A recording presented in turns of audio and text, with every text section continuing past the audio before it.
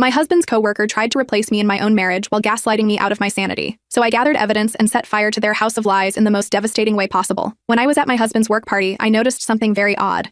His colleague Catherine, who I knew was recently divorced, seemed way too comfortable with him. She finished his sentences, laughed a little too hard at his jokes, and kept finding excuses to touch his arm. It wasn't just casual, it was intimate in a way that felt intentional. At one point, I caught her giving me this quick smile when Stephen turned his back, like she knew something I didn't. On the way home, I brought it up. I tried to sound calm, not accusatory. Stephen just laughed and said, "That's just how Catherine is. She needs people right now." I didn't want to be the jealous wife, so I let it go. But the uneasiness stayed. Over the next few weeks, Stephen started working late more often. He mentioned Catherine constantly. He started quoting her, repeating things she said like they were profound. He picked up new music tastes and started talking about hiking, which he used to hate. I brushed it off at first, but it felt off. Then one day I called him at lunch like I usually do, and Catherine answered. She sounded casual, like it wasn't weird at all. She said Stephen was in a meeting and had left his phone. Later, he told me the same thing. Still, it nagged at me. Then the texts started. Catherine would text him during dinner, late at night, on weekends. It was always work stuff, supposedly. One night during our daughter Emma's birthday dinner, Stephen got up and left the table because Catherine said it was urgent. Emma was halfway through blowing out her candles. That night, while Stephen was in the shower, I did something I'd never done before. I checked his phone. There were hundreds of messages. Some were about work, but a lot weren't. She told him jokes, complained about being lonely, sent him playlists. They talked about everything. I confronted him. I was shaking. I read one of the messages aloud and he snapped. He said I had violated his privacy, that I was paranoid, that it was a professional relationship and I was reading into things. After that, Catherine started creeping into our lives in other ways. She sent Stephen articles about parenting, clearly targeting things I had done. She showed up at restaurants we were at. She'd suggest family-friendly events that Stephen would suddenly want to do, and then ask why I hadn't thought of them. I felt like I was being erased. Every time I brought it up, Stephen made me feel small. He told me I was insecure and controlling. Then one day, Emma came home with a new stuffed animal. I asked her where it came from and she said, "Daddy's friend from work gave it to me." She picked me up from school. My stomach dropped. I had a job interview that day. I had told Stephen I wouldn't be able to do pickup, but I never agreed to Catherine stepping in. When I confronted him, he admitted it, said it was a one-time thing, said I was overreacting again. I talked to my best friend. She told me maybe I was seeing something that wasn't there. That made it worse. I started questioning my own mind. Eventually, I saw a therapist. She listened. She believed me. She said I wasn't imagining it. She said I was being gaslit. With her support, I started writing everything down. I took screenshots. I noted every time Catherine pulled Stephen away. It all came to a head when I caught Catherine lying about a family emergency to get Stephen to leave during Emma's preschool performance. We'd talked about that performance for weeks. He promised he'd be there. She called him crying and he left. I sat there alone in the little auditorium while Emma searched the crowd for her dad. Then came the final crack. At a work dinner where spouses were invited,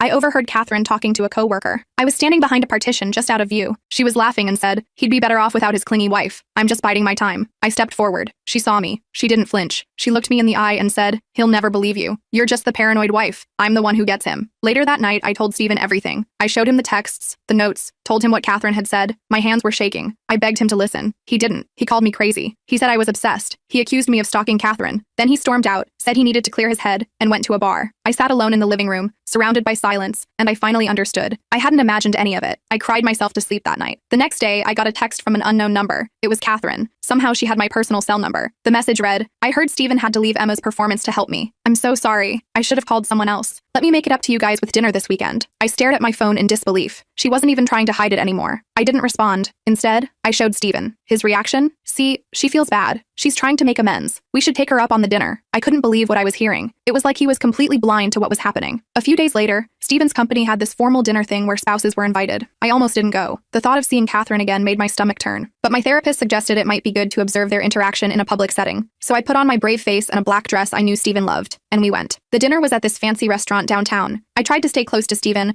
but somehow Catherine kept finding ways to pull him into conversations with other coworkers, leaving me stranded with people I barely knew. At one point, I excused myself to use the restroom. On my way back, I passed by a quiet corner and overheard Catherine's voice. She was talking to another coworker. "Stephen has been so supportive during my divorce," she was saying softly. "I don't know what I'd do without him. It's rare to find someone who really understands you, you know." The other person murmured something I couldn't hear. "His wife doesn't appreciate what she has," Catherine continued. "He tells me how she never supports his career ambitions, how she's always complaining about him working late. A man like that needs someone who understands his drive." I felt my chest tighten. I stepped around the corner, making myself visible. Catherine saw me. She didn't flinch or look embarrassed. Instead, she gave me that same cold smile from the party. "Elizabeth, we were just talking about work stuff. Stephen has been such a mentor to me." The calculated way she pivoted made it clear. She wanted me to hear what she was saying, but she'd never admit it directly. She'd always maintain plausible deniability. I turned and walked away, my whole body shaking. I found Stephen at our table and told him I wasn't feeling well. I needed to go home. He seemed annoyed but agreed. In the car, I told him everything I'd overheard. I was crying by this point, begging him to see what was happening. His response? "You must have misheard. Catherine wouldn't say something like that." When I insisted I knew what I'd heard, he accused me of eavesdropping, of being obsessed with Catherine. He said maybe I should talk to my therapist about my fixation. Then he dropped the bomb. Maybe you're the one with the problem, not Catherine. We drove home in silence. When we got there, he said he needed to clear his head and went to a bar. I sat alone in our living room, surrounded by family photos that suddenly felt like they belonged to someone else's life. That's when I finally understood. This wasn't just about Catherine being inappropriate. This was about Stephen allowing it, encouraging it even. The next morning, I woke up determined to take control of the situation. Stephen had come home late and was still sleeping. I made breakfast for Emma and myself, trying to act normal for her sake. While she watched cartoons, I called Taylor again. This time, I didn't hold back. I told her everything, including what I'd overheard at the dinner. This time, she believed me. "This is seriously messed up," she said. "What are you going to do?" I didn't have a clear answer yet, but having her support meant everything. She suggested I reach out to some of Stephen's other coworkers,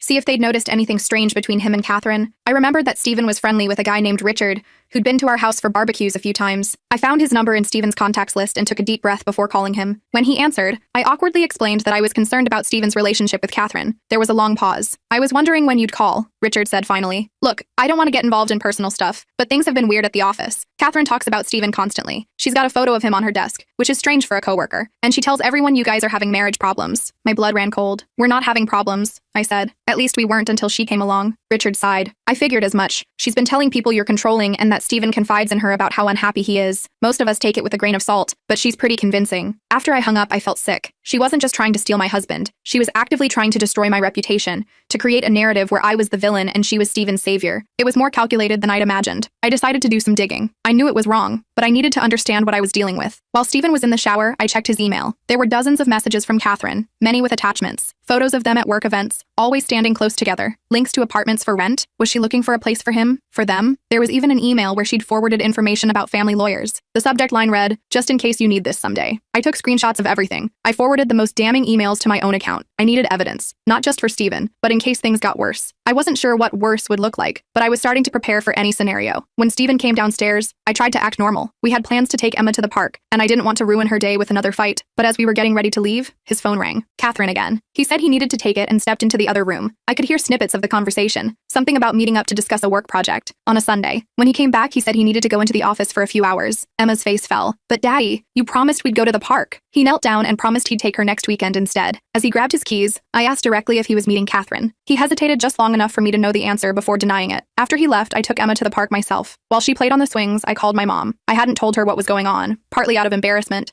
partly because I didn't want her to worry. But I needed my mom. I needed someone who would be on my side no matter what. I told her everything. She listened without interrupting, which is rare for my mom. When I finished, she was quiet for a moment. Then she said, "Honey, this woman sounds dangerous. Not physically, but emotionally. She's trying to take your life, and Stephen is letting her." "What do I do?" I asked, feeling like a little girl again, needing my mom to fix a problem. "You fight," she said simply. "Not with Stephen. That's what she wants. You fight for your marriage, for your family, but you also prepare for the worst. Get your ducks in a row, just in case." That night, I started making a plan. I opened a separate bank account and transferred a small amount of money from our joint savings, just enough to cover emergency expenses if things went south. I gathered important documents, birth certificates, marriage license, financial records, and scanned copies to a private email account. I wasn't planning to leave, but I needed to feel secure. The next day, I called my therapist for an emergency session. I told her about everything that had happened since our last appointment. She looked concerned. "This has escalated beyond what I initially thought," she said. "This woman isn't just interested in your husband. She wants your life, and she's manipulating Stephen in ways that are textbook emotional abuse. The problem is, he can't see it. How do I make him see it?" I asked desperately. "You might not be able to," she replied gently. "Sometimes people have to hit rock bottom before they recognize manipulation, but you can set boundaries to protect yourself and Emma." Following her advice, I decided to take a different approach. Instead of confronting Stephen about Catherine directly,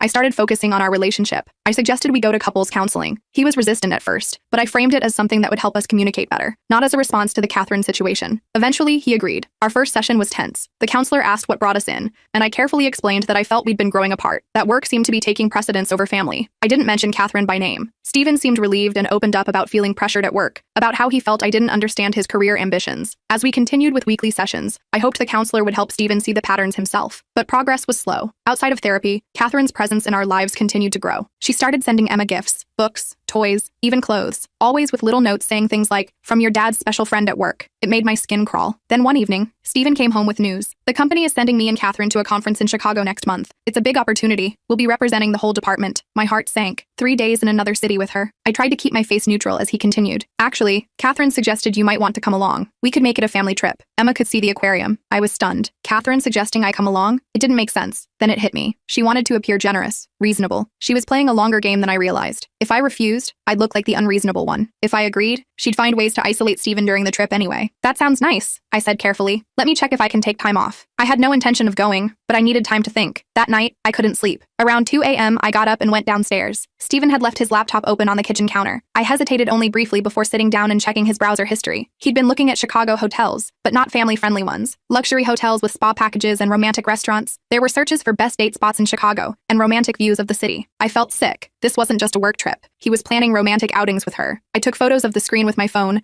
adding to my growing collection of evidence. As I was about to close the laptop, a notification popped up. A new email from Catherine. The subject line, "Can't wait for Chicago." I clicked it open. The message was brief, but unmistakable. "Just booked my room, connecting door to yours as discussed. Don't worry about the family trip idea. She'll never agree to come anyway. X." Something in me snapped. I'd been trying to be reasonable, to not overreact, to give Stephen the benefit of the doubt, but this was undeniable. They were planning something behind my back, and they were both counting on me to react exactly as they expected. I decided right then to do the opposite. The next morning, I told Stephen I'd love to come to Chicago, that Emma would be thrilled to see the aquarium, that I'd already requested time off work. The look of surprise on his face was almost comical. He stammered something about checking if the company would cover family expenses. I smiled sweetly and said I'd be happy to pay my own way. Over the next week, Stephen seemed distracted, constantly on his phone. I pretended not to notice. I started being extra affectionate, planning special dinners, suggesting date nights. It was exhausting to pretend everything was fine, but I needed to buy time to figure out my next move. I also started reaching out to more of Stephen's coworkers. Richard had given me a few names of people who might be willing to talk. One by one, I contacted them, carefully explaining my concerns. Most were hesitant to get involved, but a woman named Jennifer was more forthcoming. "Catherine has been weird about Stephen since she started at the company," Jennifer told me over coffee. "Even before her divorce. She has this whole story about how they have this special connection, how they're meant to be together. Most of us thought it was just talk, but lately it's gotten more intense." "Has Stephen encouraged it?" I asked, dreading the answer. Jennifer hesitated. "Not at first, but recently? Yeah, kind of. They're always in each other's offices with the door closed. They take lunch together every day, and Catherine makes sure everyone knows about it. She's always dropping hints about how close they are, how he confides in her." I asked if she knew anything about the Chicago trip. Jennifer looked uncomfortable. "The thing is, it's not really a department thing like they're saying. It's just the two of them. Catherine arranged it. She told our boss it was ready for this." "That's no problem," I said cheerfully. "I already booked a separate room for Emma and me, right next to yours actually. The hotel confirmed it this morning." This was a lie. I hadn't booked anything, but I wanted to see his reaction. He looked panicked. "You didn't need to do that. I could have handled it." "I'm sure you could have," I said. "But this way is better. Emma and I will have our own space, and you can focus on your work stuff with Catherine during the day. Then we'll have family time in the evenings. It's perfect." He mumbled something about checking with the conference organizers about the schedule and retreated to his office. I knew he was calling Catherine. Their plans were falling apart, and they needed to regroup.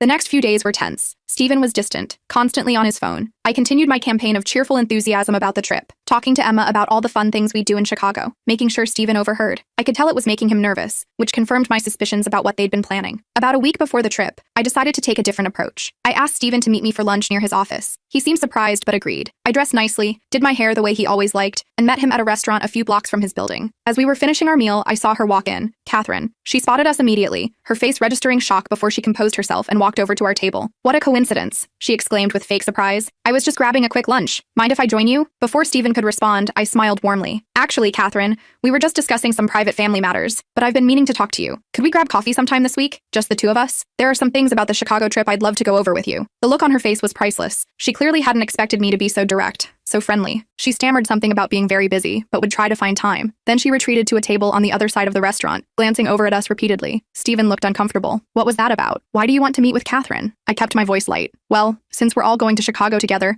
I thought it would be nice to clear the air, make sure we're all on the same page about the schedule, about boundaries." I emphasized the word boundaries, slightly. "Boundaries?" he repeated, looking confused. "Yes," I said, still smiling. "Like how it's not appropriate for her to send gifts to Emma, or how she shouldn't tell your coworkers that I've backed out of the trip when I haven't. Just basic, respectful boundaries." His face went pale. "She told people you backed out?" I nodded. "Richard mentioned it. He thought I should know what she's been saying about me, about us." I reached across the table and took his hand. "Stephen, I love you. I want our marriage to work. But this situation with Catherine has gone too far. She's not just being friendly. She's actively trying to come between us." For the first time, he didn't immediately defend her. He looked troubled, like he was finally considering the possibility that I might be right. "I'll talk to her," he said finally. "About the gifts and the rumors, that's not okay. It wasn't everything, but it was a start. A small acknowledgement that something wasn't right." As we left the restaurant, I noticed Catherine watching us intently. I gave her a small wave. Let her see that Stephen and I were united, that her tactics weren't working as well as she thought. That night, Stephen was quiet. He played with Emma, helped with her bath time, read her extra stories before bed. It felt like he was trying to prove something, to me, to himself. After Emma was asleep, he sat down next to me on the couch. "I talked to Catherine this afternoon," he said, "about the gifts and the rumors. She got really upset, said I was misunderstanding everything, that she was just trying to be nice. She cried." He looked troubled. I've never seen her like that. I chose my words carefully. People often get defensive when confronted with their behavior, especially if they know they're crossing lines. The crying could be manipulation, Stephen. It's a way to make you feel bad for setting a boundary. He was quiet for a long moment. "Maybe," he said finally. "I don't know. Everything's so complicated now. He looked at me, really looked at me for the first time in weeks. I don't want to lose you. I don't want to hurt Emma. Then don't, I said simply. Choose us. Choose your family. He nodded slowly. The Chicago trip. Maybe it's not a good idea right now. Maybe I should tell work I can't go. Or maybe I should still come with you, I suggested. Not to spy or to cause problems, but to show Catherine and yourself that we're a team, that our marriage is worth fighting for. He agreed, somewhat reluctantly. I could tell he was conflicted, caught between the fantasy Catherine had been spinning and the reality of our life together. But it was progress. For the first time in months, I felt like I might actually save my marriage. The next morning, I woke up to multiple missed calls from Richard. When I called him back, he sounded agitated. Catherine's been going around the office telling everyone Stephen is leaving you, that they're planning to start a new life together after Chicago. She's showing people texts from him that seem to confirm it. My heart sank. What kind of texts? I didn't see them myself, Richard admitted, but Jennifer did. She said they were pretty explicit about him being unhappy, wanting out, planning a future with Catherine. I thanked Richard and hung up, my mind racing. Had Stephen been lying to me last night? Was his apparent change of heart just another manipulation? I needed to see those texts for myself. I decided to confront Stephen directly that night. No more tiptoeing around the issue. When he got home from work, I was waiting in the living room with Emma already asleep upstairs. I had my phone ready with Richard's information pulled up. We need to talk, I said as soon as he walked in. Richard called me today. Catherine's telling everyone at your office that you're planning to leave me after Chicago, that you're starting a new life with her. Stephen froze halfway through taking off his jacket. What? That's ridiculous. Is it? Because apparently she's showing people texts from you that back up her story. His face went pale. He sat down heavily on the couch across from me. I never sent texts like that. Then let me see your phone, I said, holding out my hand. He hesitated, which told me everything I needed to know. That's private. Not anymore, I said. Not when your coworker is using your supposed texts to destroy our marriage publicly. Either show me the texts, or I'm calling Jennifer right now to find out exactly what Catherine is showing people. Reluctantly, he handed over his phone. I went straight to his messages with Catherine. What I found made me sick. There were dozens of texts between them discussing how unhappy he was with me, how controlling I was, how he couldn't wait to start fresh. There were messages about the Chicago trip being their chance to see if they worked outside the office. These aren't what they look like, Stephen said quickly. She was going through a hard time after her divorce. I was just trying to make her feel better. I looked up at him, my hands shaking. By telling her you want to leave your wife? By planning a romantic getaway disguised as a work trip? How exactly does that help her divorce situation? I never meant any of it, he insisted. It was just talk. Fantasy stuff. I was never actually going to leave you. I scrolled further back in the messages and found something even worse. A text from Stephen to Catherine from 3 weeks ago. Booked the hotel, connected rooms like you suggested. Can't wait to wake up next to you. I showed him the screen. Just talk? Just fantasy? You booked connected hotel rooms, Stephen. He put his head in his hands. I don't know what I was thinking. She made it seem so simple, so right. Like you and I were already over and this was just making it official. And were we over? Did I miss that conversation? My voice was shaking now. Because I've been here every day, raising our daughter, loving you, while you've been planning to abandon us for someone who's been systematically trying to take my place. I wasn't thinking clearly, he said. Catherine has this way of making everything I'm unhappy about seem like it's your fault, and everything that could be better seem like it would be with her. I stood up, needing to move, to do something with the anger coursing through me. That's called manipulation, Stephen. She's been manipulating you, and you've been letting her. I see that now, he said quietly. After our talk last night, I started looking back at everything differently. How she always had some crisis when we had family plans. How she'd put you down in subtle ways. I was blind. You chose to be blind. I corrected him. I've been telling you for months something wasn't right. You called me crazy. You made me doubt myself. He couldn't meet my eyes. I know. I'm sorry. Sorry isn't enough, I said. Not anymore. You need to fix this. How? He asked, looking genuinely to me. I know that now, he said. I just couldn't see it happening. By morning, we had a plan. Stephen would talk to HR first thing. He'd request a department transfer to get away from Catherine. He'd commit to marriage counseling, not just the surface-level sessions we'd been having, but real, intensive work. I was exhausted but clear-headed. I'm not promising I can forgive this, Stephen. You betrayed my trust in fundamental ways, but I'm willing to try. For Emma's sake, and for the years we had before Catherine came along. He nodded, looking equally exhausted. That's more than I deserve. The next day was chaos. Stephen went to HR first thing. They took his report seriously, especially when he showed them the texts where Catherine had been spreading rumors about their marriage. Apparently, this wasn't the first complaint about her creating workplace drama. While Stephen was dealing with work, I took Emma to preschool and then met with my therapist for an emergency session. I needed help processing everything, figuring out if I could really move forward with Stephen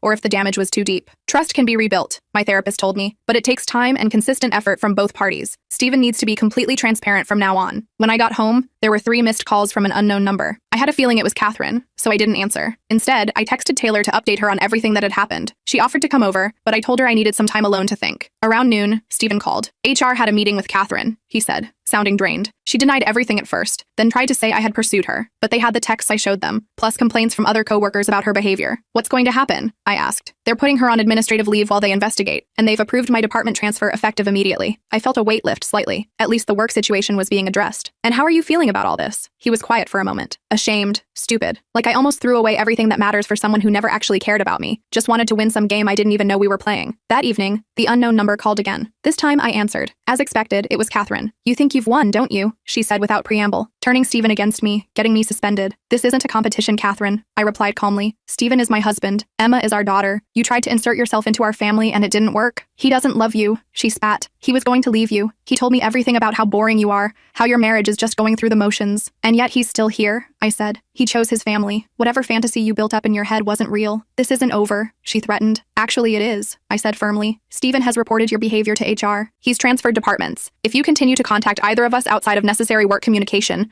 we'll file for a restraining order. Find someone else to obsess over, Catherine. We're done. I hung up and blocked her number. Then I sat down and cried for the first time since this whole nightmare began. Not because I was sad, but because it was finally over. The constant anxiety, the gaslighting, the feeling of my life being slowly stolen. It was done. Stephen came home early that day. He brought flowers, which I found both touching and inadequate given the circumstances. But his face showed genuine remorse, and that meant more than any gift could. I talked to my parents, he said as we sat at the kitchen table, told them everything. Dad basically read me the riot act. Mom cried. They're coming to visit next weekend to help us sort things out. I was surprised. Stephen rarely involved his parents in our problems. The fact that he'd voluntarily exposed his mistakes to them showed me he was serious about making amends. Over the next few weeks, we started rebuilding. Stephen was completely transparent. His phone was always accessible to me. He'd text when leaving work. He came straight home every day. We started intensive couples therapy twice a week. It was hard, painful work, dredging up not just the Catherine situation, but underlying issues that had made our marriage vulnerable to her manipulation in the first place. Catherine eventually resigned from the company rather than face termination after HR's investigation. Richard told Stephen she'd taken a job in another state. The relief I felt knowing she was physically far away was immense. Emma thankfully remained mostly oblivious to the adult drama. She asked about Catherine once, wondering why Daddy's friend didn't come around anymore. Stephen handled it well, simply saying that she had moved away for a new job. Emma forgot about her within days. 3 months after everything came to a head, Stephen and I were sitting on our back porch after Emma had gone to bed. We'd just finished a session with our therapist where we talked about trust, about how it was slowly growing back between us. I never thought we'd get here, Stephen admitted. There were days I was sure you'd leave me, days I thought I deserved to lose everything. There were days I considered it, I said honestly. We'd promised not to sugarcoat things anymore. But then I'd look at Emma, at the life we built, and I knew it was worth fighting for. Not just for her, but for us. He took my hand. I'm still sorry. I'll probably be sorry for the rest of my life. I don't need you to be sorry forever, I told him. I just need you to be present, to choose us every day, like I choose you. We weren't fully healed. Trust doesn't mend overnight, and there were still moments when I'd feel a stab of doubt, when the memory of those texts would flash through my mind. But we were moving forward, eyes wide open this time. The other day, I ran into Jennifer at the grocery store. She seemed surprised to see me looking so normal, so okay. We all thought your marriage was done for, she admitted. The way Catherine talked, it seemed inevitable. Catherine underestimated us, I said simply. She thought she could replace me just by wanting my life badly enough. But real relationships aren't about wanting. They're about building, working, choosing each other even when it's hard. As I drove home from that encounter, I realized how far we'd come. The woman who had tried to systematically erase me from my own life had failed. Stephen had finally seen through her manipulation, and I had found a strength in myself I never knew existed. Our marriage isn't perfect. It probably never will be, but it's ours. Messy, complicated, real, and no one can take that away unless we let them.